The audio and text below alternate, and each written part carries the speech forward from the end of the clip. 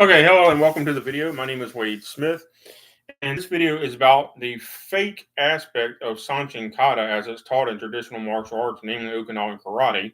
And believe me, I was actually taught some of this, and I always knew it was wrong anyway, but you do it because that's what the style teaches. All right. But in for some reason in Sanchin Kata, it's the only one that's like this, by the way. For some reason in Sanchin Kata, they decide at some point back in time that it's the breathing and focus on heavy breathing, deep heavy breathing control, and muscle relaxation and muscle tension at the right moments control. Those things all have some kind of place in martial arts. Don't get me wrong, because it's a fact that if you exhale as you're receiving a strike to the body, usually you're going to tense your muscles better to defend against that. That's true. But let me just show you something about Sanchin Kata. So everybody was taught to do the spear hands and breathe out super slow motion, like it's some kind of mysticism, and breathe out in super slow motion. I'm sure everybody's seen this. And allegedly, you're spearhanding under the person's floater ribs and ripping out their floater ribs, which is impossible anyway. There might be one person in world history that could do that, and they're probably dead by now. All right, because nobody trains like that.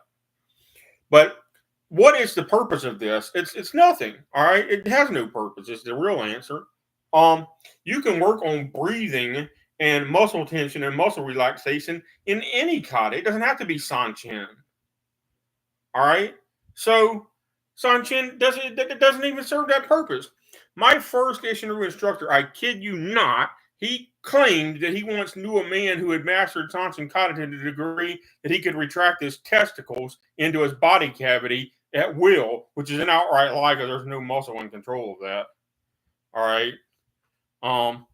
But he made that claim in front of the class and thought he was saying something impressive.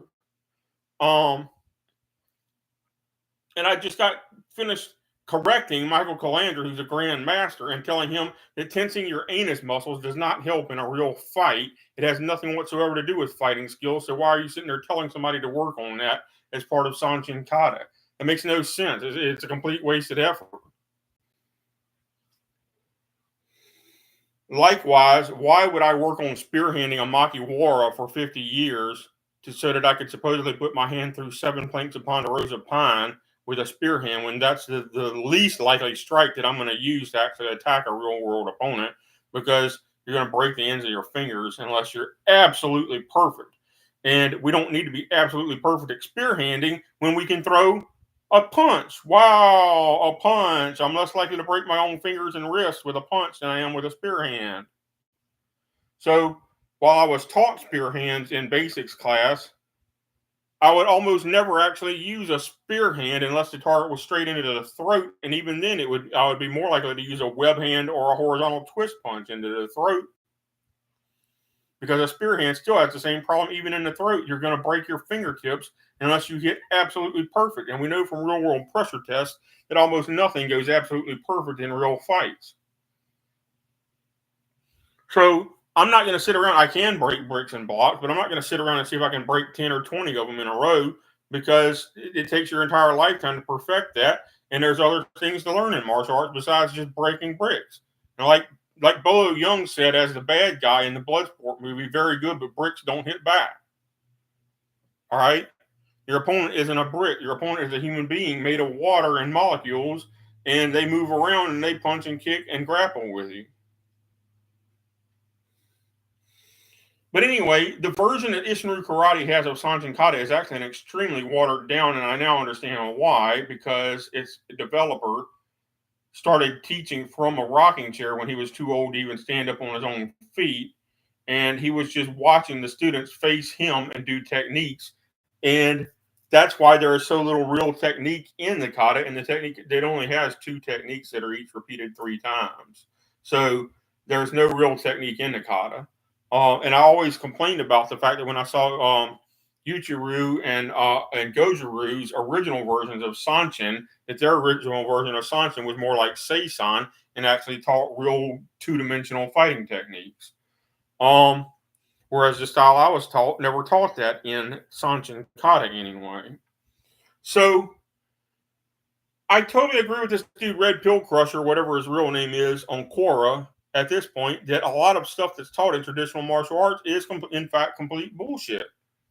What does tensing your anus muscles during a kata have to do with a real street fight or karate, full contact karate competition? Absolutely nothing. As I told him, I said, I have close to 2,000 hours of full contact fighting against brown and black belt opponents, and I won probably 90% of those fights, and I've never won or lost a fight due to tensing my anus muscles or lack of tensing my anus muscles. So, somebody, if you think you know better than me about this topic, what does tensing your anus have to do with throwing a front thrust kick or a good right cross? Nothing. And the rest of the breathing and muscle tension exercises, as I said, can be done during any kata. You don't need uh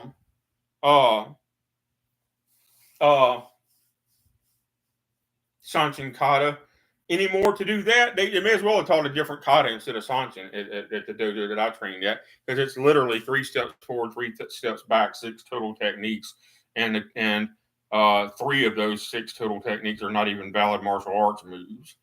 In hindsight, unless you're like a 1 in 1 billion athlete with a B, not even an M, 1 in 1 billion with a B, it would take to actually do that.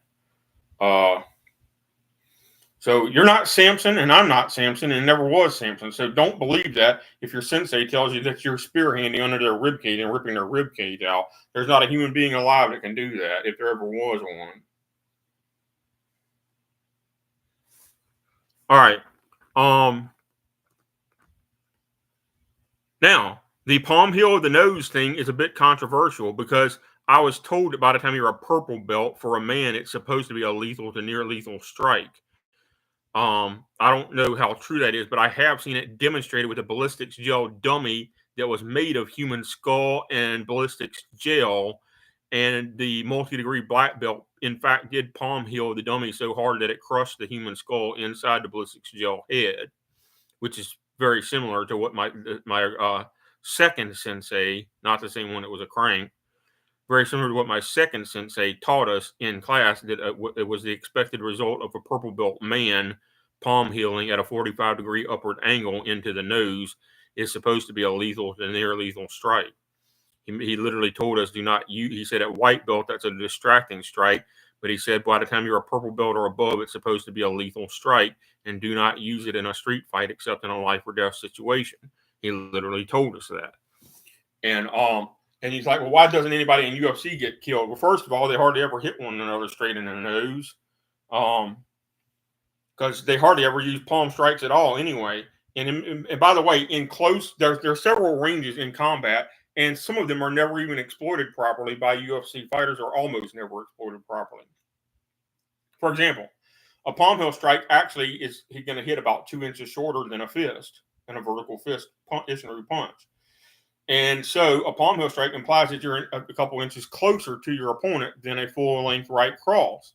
So, but a palm heel can develop more power than a punch, because it in fact travels longer in time and space before it actually reaches the target, because it's a shorter weapon. So from that perspective, yes, a palm heel strike can in fact break a nose where a punch might not have been strong enough to break the nose. Is it strong enough to kill somebody? I don't know. But the thing on Fight Science on the Science Channel implies that yes, it could have killed somebody had that been a live human being that the multi-degree black belt was demonstrating it on. Because it literally crushed the skull inside the ballistics dummy head. All right. So that's probably not a myth. There's probably some truth to that. But yeah, this stuff that's around Sanchin Kata, for some reason, they want to make an exception for Sanchin Kata and invoke, mystical principles like chi. If somebody mentions chi as anything other than proper breathing control, start to leave their dojo, or find a better dojo first and then leave their dojo, because there is no such thing as a mystical energy force called chi that you're trying to master while doing Sanchin Kata or any other kata. That's all nonsense. all the word chi in Japanese language and China and ki in Chinese language translates into as energy in the English language. And if you're doing anything other than controlling your breathing or controlling real scientific energy by means of Newton's laws, for example, then that is mysticism and may as well be voodoo or witchcraft, and you should run the other way. It's not real martial science.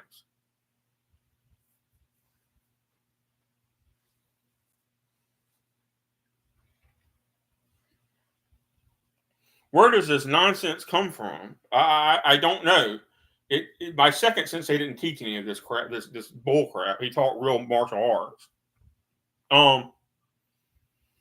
So where was my second sensei's first black belt was in Shotokan. He actually was a second degree black belt in Shotokan. And then his second black belt was in Isshinryu Karate, which he was, at the time I knew him, a fourth degree black belt in Isshinryu Karate. He also had max level Krav Maga eventually by the time I was about to quit his school for personal reasons, and I really should not have quit. And then he also had a first degree black belt in Gracie Jiu Jitsu. All right. So he was an extremely well rounded martial artist. And he also had some high school Greco Roman wrestling experience as well, apparently. And somewhere along the lines, he had judo and aikido experience too, but he didn't actually hold a belt rank in either of those. But in karate, in Okinawan karate, Japanese jiu-jitsu is taught alongside Okinawan karate. All right. But I know firsthand the stuff that works 100% of the time, the stuff that works 80 to 90% of the time, the stuff that works 50 to 70% of the time, and the stuff that only works a few percent of the time. I know the difference because I was a demonstration partner and know which ones absolutely floored you when he put it on you versus which ones didn't work quite as well as he thought they were supposed to work, or that perhaps only worked because he was 2 weight classes bigger than me. All right. I know the difference because I also knew it from studying it, from doing it with the other students. When a 245 pounder puts certain locks on you, they will tap you out instantly. When you try to put a lock on the same size guy at 185 versus 185, it won't necessarily tap. Some of those won't actually tap the other person out instantly because you're not as strong as the 245 pound guy that was demonstrating on you when you first learned the technique. So there is, someone asked also on Quora, what's more important, technique or strength?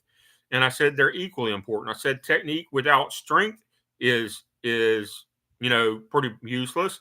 And I said you can't really have real strength without technique, and you can't have real technique without strength. So you need both. There's a technique to bodybuilding. There's a technique to weightlifting. It turns out the strongest people actually do fewer total reps at higher weight classes. Whereas weak people wonder why they never get any stronger and they do more and more reps. The strongest people actually do less total exercise. They do 1 or 2 reps at a time at max weight, and then they work down from there. They do a warm up actually, and then they max out 1 or 2 reps, and then they work down from there, and then they work out. But the point is, they do fewer reps at higher weight. So there's a technique to everything. Even strength is actually a technique. But don't believe, at least pressure test it, because I've pressure tested the martial arts I know, and it works.